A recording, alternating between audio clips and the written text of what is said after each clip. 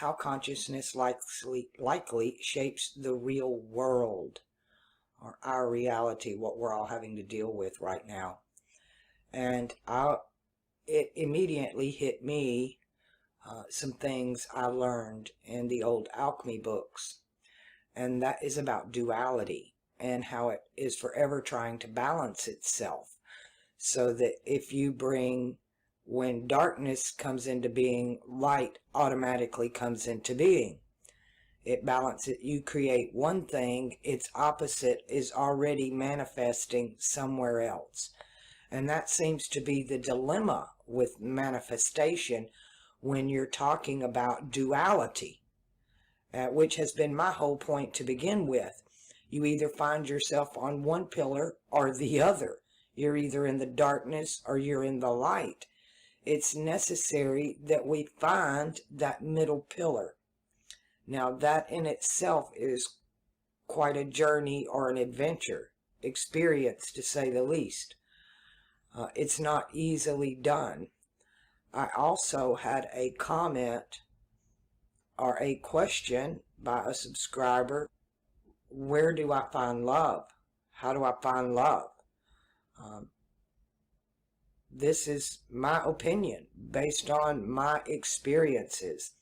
But when I opened my third eye as a child, I experienced the most incredible love you could ever imagine. It's literally beyond comprehension. And there's nothing like that in the duality that we're in. Doesn't even come close. Even my love for my child, or my love for my dog, love for people that I would lay down my life for, is nothing compared to the love that you find when you open your third eye. Now, about opening the third eye, I have a lot of new subscribers, and I'm getting a lot of questions on it. It happened for me naturally. I don't have a technique. I didn't meditate or go through some ritual. I explain it as it happened to me naturally. I was a small child being abused. I felt like I had no way out. I remembered before being born, so I already felt like I came into a world or an existence that I didn't belong in. To me, there was something terribly wrong with this place. I was fully aware when I came into the body, and I was trying to communicate with what was called my family, or I was told I would be here for now, and this was my collective now, and they couldn't hear a damn thing I said. Nothing. No response. No reaction whatsoever. They're completely deaf. Their internal receivers are just off.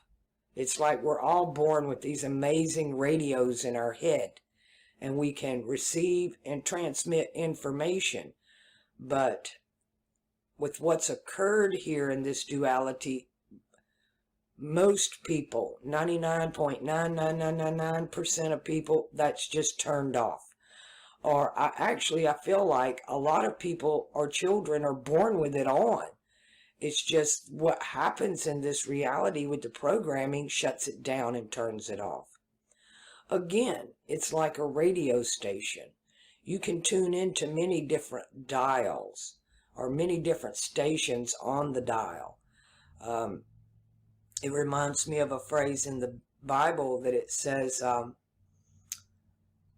you have to try the spirits. The Bible says you have to try the spirits to see if it be of God.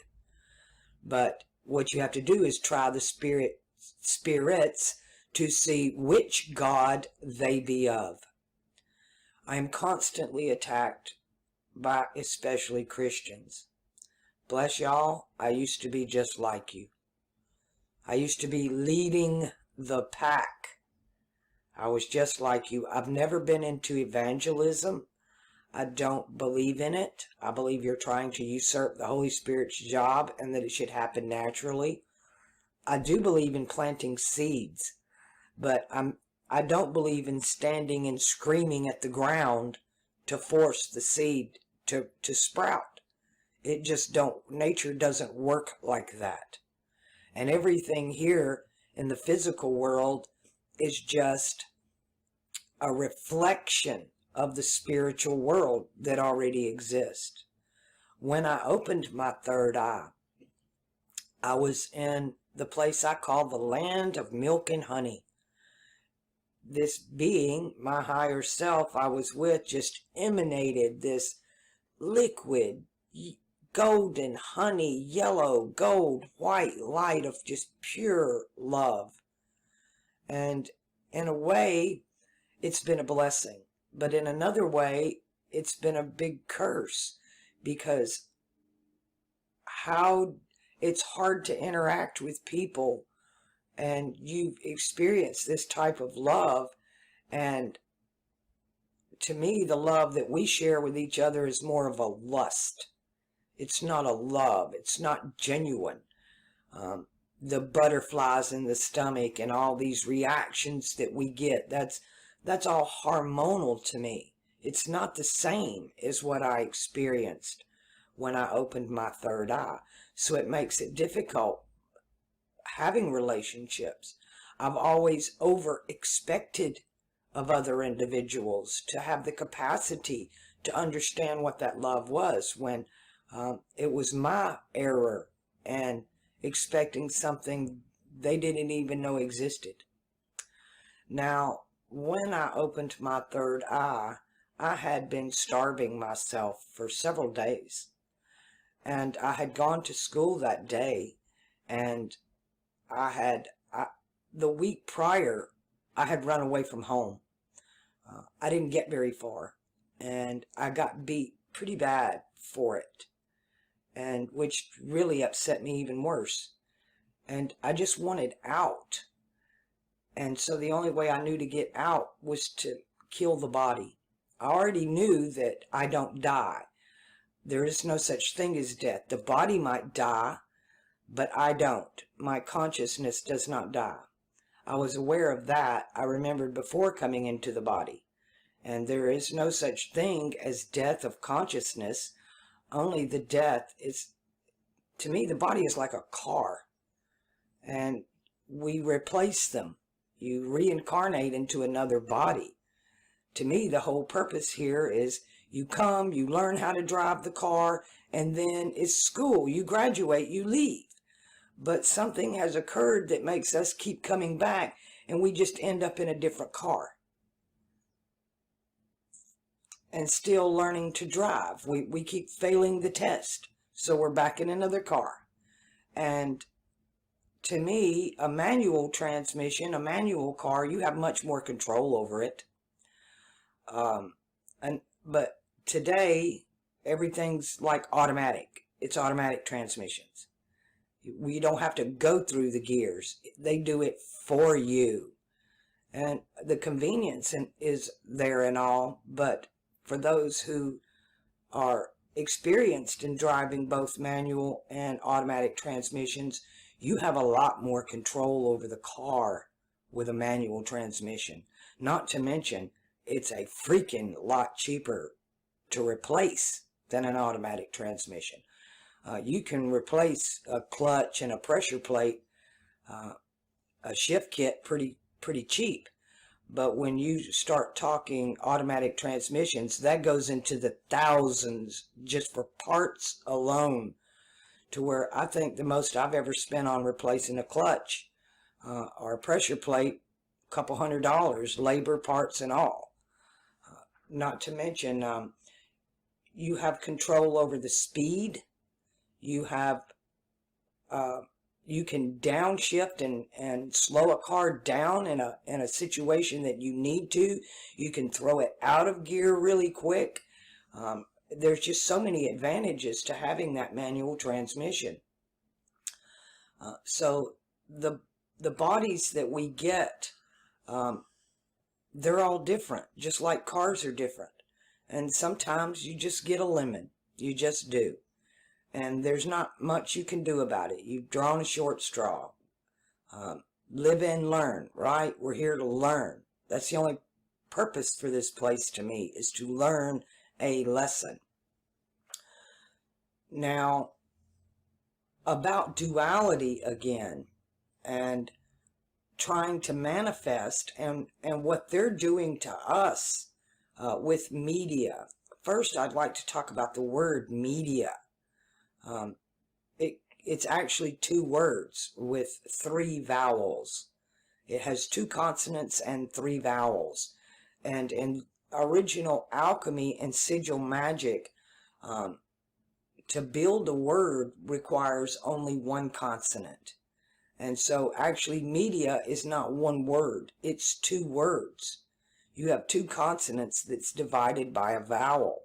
So, and if I had to translate what media says, it says, my God, G-O-D. And we walk around all the time going, oh my God. We might as well be saying, oh media, because it's me, Dio, or dia. And in the singular, not the plural. Dios, meaning plural in gods. So, and the black box, Mecca,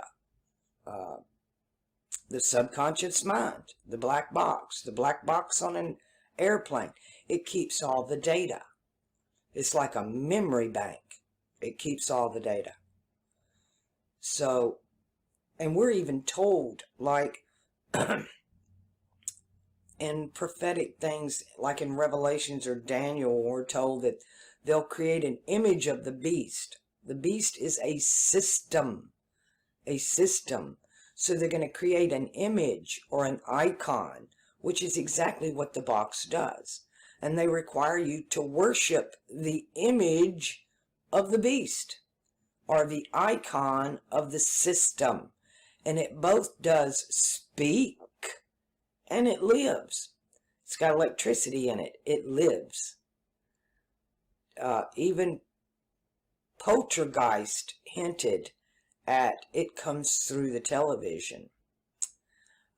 And again, TV, it has many channels. You can just flick the button, turn the dial, and you can go from one set of images to another. And it's based on our brains. Our computers are based on the human body and the human mind and how it functions. It has a processor. It has memory. It has a power source.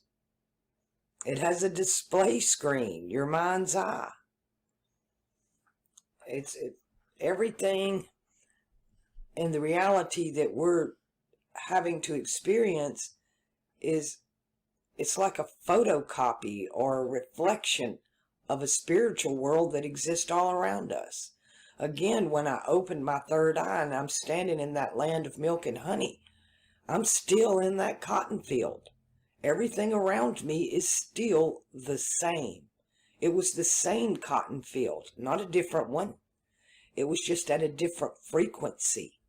And when I was there, it was quite obvious that the cotton had as much consciousness or life in it as everything else did. Everything was glowing with this, emanating this light, this magical light of love was just flowing in and out and through everything. So I completely understand things like the Gospel of Thomas that says the kingdom is within you and it's all around you. Indeed it is. The question is, how do we access that? I don't have the answer to that. I think there are many different ways to access it, just like we have many different ways of accessing media, right? You need an interface. Again, to me, it happened naturally. I wasn't trying to do it. But what happened to me is also what I read a lot in the Hermetic texts of how to achieve this. But at the same time, I also understand you have to be in a particular mindset or frequency, because you don't know what channel you're going to land on, right? You could turn on a porno channel, you could turn on a horror movie, you could turn on Singing in the Rain. You just never know what you're going to get with these hermetic techniques. Now, again, I had been starving myself for several days. And when I had went to school that day, I had went to the teacher to ask to go to the bathroom. Well, the girl in front of me asked to go to the bathroom, and the teacher told her very bluntly, "No, go sit down." So when I heard that, I just turned around and went and sat down too. If she got told no, I was going to be told no as well. So I sat there and held it for as long as I could.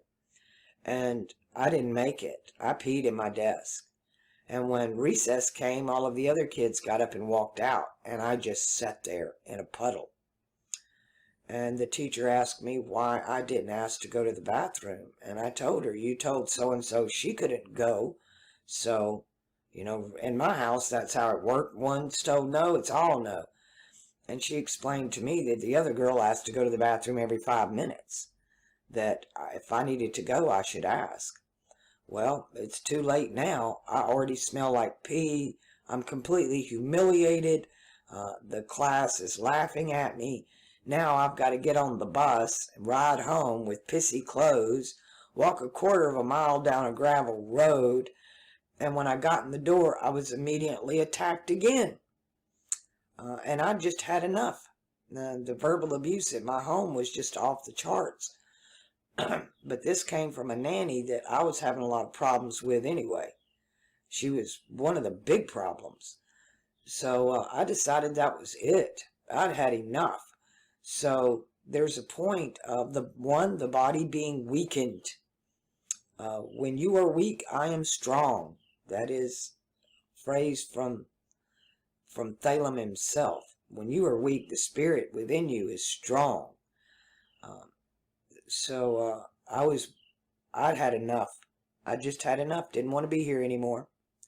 And so I decided to go out in the cotton field, and I was just going to fling myself down on the ground, and when they started looking for me, I could just crawl over a few rows, and they'd never find me until my body was gone. I'd already been starving for days. I hadn't eaten anything. No food whatsoever. And nobody around me noticed. Nobody cared about me enough to even notice I wasn't eating or drinking anything. I was mourning. I was grieving like I've never grieved before. I've had a shit life, but I've never grieved that hard as I did that day. And I had just made the decision. Enough was enough. I wanted out.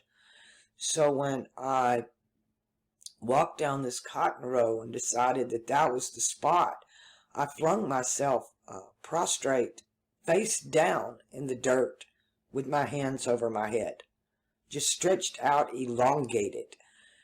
This also seems to be a technique to open the third eye, is position. The body has to be at a particular state. The mind has to be at a particular state, and the will. It takes these three things. At least it did for me. And as soon as I hit that dirt, I let out as I was going down to the ground, I let out this moan or this groan, and just and just threw myself down. There were no words. It was just this what I call the groaning of the Holy Spirit. When the Holy Spirit speaks, it doesn't come in words. It comes in emotion and feeling. So I threw myself face down in the dirt, and I wasn't there a couple of seconds, and I heard a voice, and it came from right behind my right ear. And it said to me, "If you don't want the life you were given, I'll take it." And I was like, you can have it. Now, immediately, this you can have it, I didn't speak with my mouth. For the first time, I was speaking to another being besides animals telepathically. It was all telepathic. I didn't use my vocal cords. I used my inner abilities and to communicate, which seemed quite natural to me, the way it's supposed to be. Again, I think we're all born with the right equipment. It's just been never turned on, and the programming is there to keep it turned off. Fear turns it off.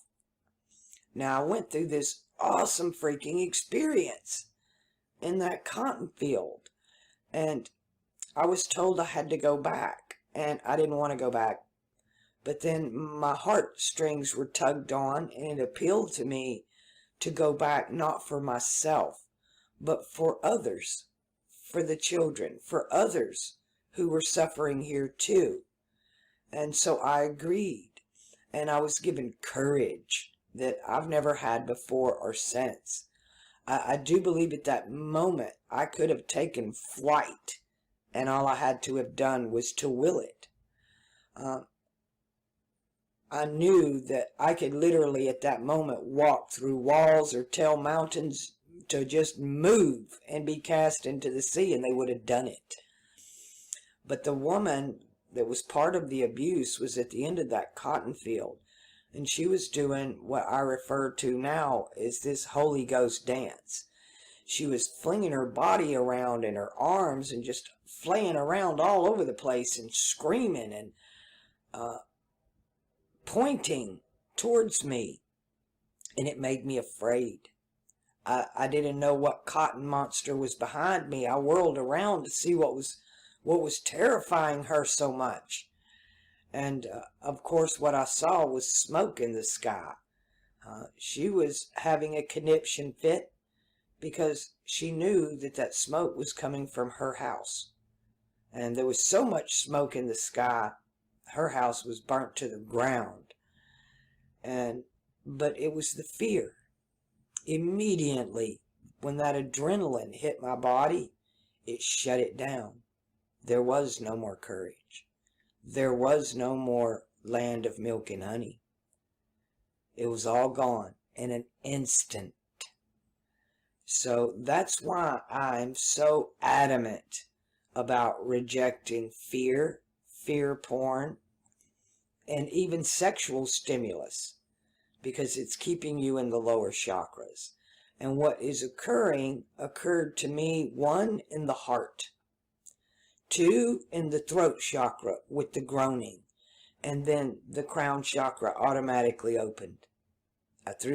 My heart was broken.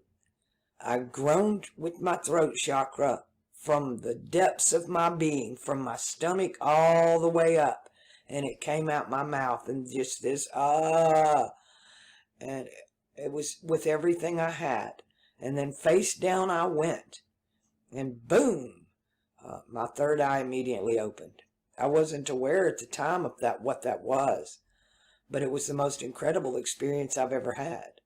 I don't wish anyone to have to experience what I did to get to that point. The abuse was, I'm sure that many others have been abused far worse than I was. I did have a roof over my head, and I did have clothes, and others don't have that. There are many, many people that don't have a lot of what I had. But I think it had a lot to do with the state my body was in and the state my heart/mind was in. And that I didn't want to be here anymore. And then the groaning, and then the positioning of the body being in that face down position to open it. So it's hard to be on that middle pillar. It's hard to not be caught up in the duality of this world. And at the same time, I don't know how to reconcile the fact on what do we do? What do we need to do? I know what we need to not do a lot more than what I need to do. The process of elimination starts with what we don't do. And you don't do fear, and you don't do anxiety, and you don't do sex, or anything that shoves you into the lower chakras. That's prerequisite 1. You're not going to get anywhere until you've conquered your emotions, your desires, your sexual appetite, anything lower chakra. You have to shut it down. And as a child, my mother was such a strict disciplinarian. I wasn't allowed to express emotion. I wasn't allowed to cry. I wasn't allowed to argue or speak. If you spoke and questioned anything, you got slapped in the mouth.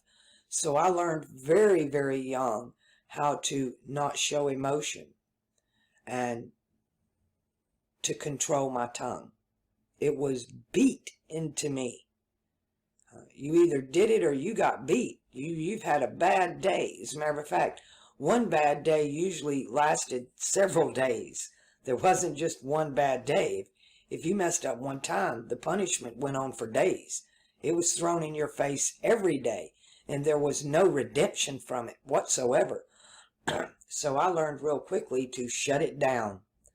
You don't cry, you don't laugh, you don't do anything. You just shut it down. You definitely don't question or reply. So control your emotions, control your tongue. The tongue is, to me, the tongue is like a witness. What comes out your mouth is what's going on in your heart and your mind. It tells me, a lot of your comments tell me exactly what chakras are controlling you with just your comments. And you can tell, is it Mars, emotion, Venus, the heart, Mercury, your logic and intelligence, your mind, your programming. It's easy for me, just from a comment, to see where somebody's coming from. To what gods, right? What chakra is what god? Again, there's that. Try the spirits to see which god they be of, which chakra they be of. What are they evoking or invoking? And I've done the videos in the past about the difference between the gods, especially Christians. People who follow religious books have been so deluded. I know, I used to be one of them. Thirsty. But there are many gods. The way it's laid out to us, basically, there are 7.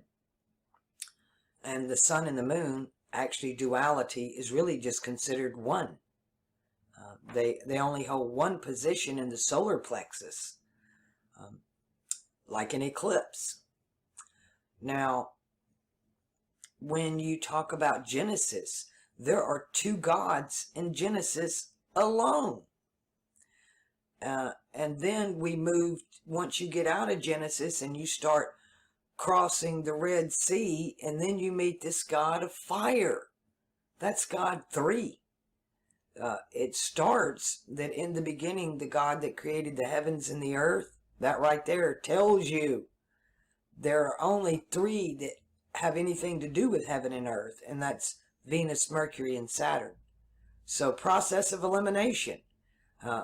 That creation is either Venus, Mercury, or Saturn. Well, we already know, because I've done our homework, that it was Saturn. That Saturn, the god of time, even the word in the beginning denotes time. So we know we're dealing with Saturn. And we stay with Saturn all the way through to the creation of man on the 6th day. And then God rested. Well, Saturn, God, was known as Pan, P-A-N. Well, for Pan to rest, You just flip it, and he took a nap. So now it's going the other way. Instead of Pan's taking a nap. So he rested on the seventh day, and on the eighth day, a different God creates Adam. That God we will know as Jehovah or Yahweh. Anything that starts with a Y-A or a J-A or that Yah and Jah. He is Zeus. We know him as Zeus. So Zeus creates Adam because he needs a worker or a slave in this enclosure garden. Adam is captive. And then we get in this garden all these different trees, and then we have a tree of life and a tree of the knowledge of good and evil. And they're told not to eat of the tree of knowledge of good and evil. And that is the tree of duality. And that's what we did. We ate of that tree, or they ate of that tree. And they were cursed after that. And then you have the serpent seed that steps in and tells Adam that, hey, this Yah God is deceiving you. And so now there's this war between the serpent and this not God of creation, but the God of the creation of Adam. Yah, Jupiter, did not create the world. Saturn did. Time did. And then, after they're thrown out of the garden, they go down the line, and you end up that the whole world's one language, and all the gods, plural, are just not having it anymore. So they flood the world and be done with all of them, we're told, but Noah and his family. Of course, every peoples of every ethnos has the same story, and they also have their Noah character. That only so many survived the flood, and it was like a reset or a do-over. And then we come to this character, Abraham. Abraham's name comes from the Sanskrit Brahma. It comes into the Arabic as Ibrim, and then the H was added later. But you're dealing with a solar deity at this point. Brahma was the solar deity, representing the sun. Well, when you talk about the sun, or the moon for that matter, both of them are on the same axis with Saturn. Saturn opposes the sun in Aquarius, and Saturn opposes the moon in Capricorn. And in that day, we'll have no need of the sun or the moon, for I am with you. That's Saturn speaking. This god of fire of the Old Testament is none other than Molech, straight up. That's how you're going to know him today. I am that I am is just a motto of Aries. The motto of Taurus was I will. The motto of Aries is I am. The motto of Pisces is I believe. And the motto of Aquarius is I know. So we're moving from this I believe to this I know, from one world to another. And we're kind of in the middle of that. That in itself is like a duality. But it's hard. Let me continue with the gods before I digress any further. So we start going through the prophets and the Psalms and the books of David and Solomon. And then you have what the scribes wrote, which are like 1st and 2nd Kings and 1st and 2nd Chronicles. And all of these are just written by scribes to keep an account of what's going on. But the god of the burning bush is none other than Mars. It's a god of war, a god of action, a god of emotion, jealousy. He's a jealous god right off the bat. He's telling you he's jealous. That's emotion. That's Mars. That's Mars in Aries. and it's cardinal fire. And it either purifies you or burns you to the ground. Hence, you got to become the phoenix out of the ashes with that one. But now we're back to this Jupiter god, this Yah. Jupiter rules this Peter rules the age of Pisces. He's Peter the Jew, or Jew Peter. He's Jupiter. So we're back to this Yah god. And in this age, Aries, with the god of fire, you're under the law. And there are repercussions for the law. But in this age, we're under grace and mercy. So you get a lot of criminal activity because you can easily be forgiven. For one, you cannot be forgiven unless you request forgiveness. That's a prerequisite. You don't just have to run around forgiving everybody. They actually have to request it. They don't have to mean it, but it has to be an action taken. And we're told we're supposed to give 7 times 70 a day. 490 times a day you have to forgive your brother if he asks. Otherwise you do not. And the only thing that it accounts against you is the animosity that you have in your own heart. And animosity in us really destroys us from within. It's like hate.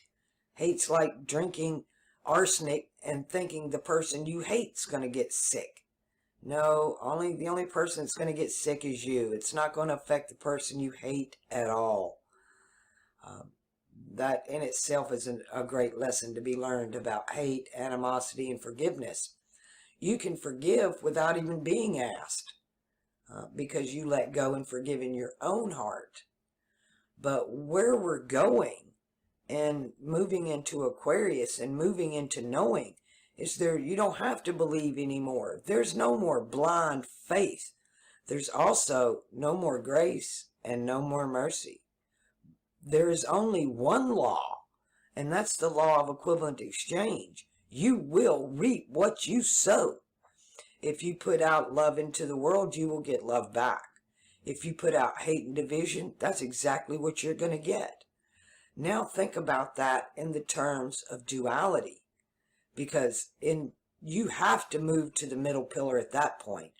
Because in duality, like I said, if you create one thing on one side, its counterpart automatically appears on the other side.